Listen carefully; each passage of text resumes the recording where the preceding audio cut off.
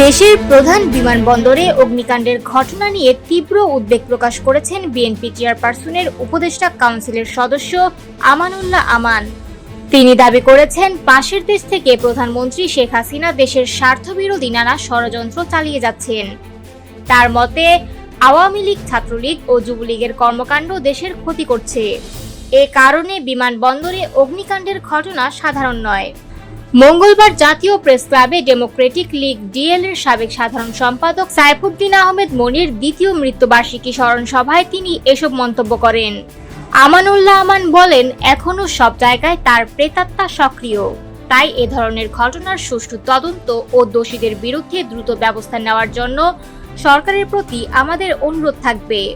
নির্বাচন প্রসঙ্গে তিনি বলেন, প্রধান উপদেষ্টা জানিয়েছেন, আগামী ফেব্রুয়ারি নির্বাচনের তারিখ নির্ধারিত।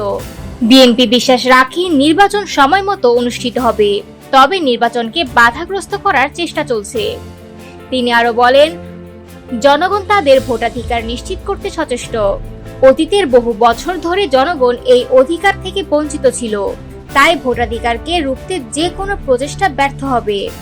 সাইফুদ্দিন আহমেদ মনির স্মৃতিচারণ করে আমানুল্লাহ আমান বলেন, ৯০-এর দশকের স্বৈরাচার বিরোধী আন্দোলনে ঢাকা বিশ্ববিদ্যালয়ের বিভিন্ন ছাত্র সংগঠনকে সঙ্গে নিয়ে ছাত্র ঐক্য গড়ে তুলেছিলেন মনির। একজন আদর্শ রাজনৈতিক নেতা ও কর্মী হিসেবে তিনি সকলের কাছে জনপ্রিয় ছিলেন। সাধারণ জীবনযাপন করতেন এবং সব রাজনৈতিক দলের কর্মীদের সঙ্গে আন্তরিক সম্পর্ক বজায় রাখতেন। সভায় উপস্থিত ছিলেন জাতীয়তাবাদী সমমনা জোটের আহ্বায়ক ডক্টর ফরিদুজ্জামান ফরহাদ, ডাকসুর সাবেক জিএস ও বিএনপির যুগ্ম মহাসচিব খায়রুল কবির খোকন প্রমুখ।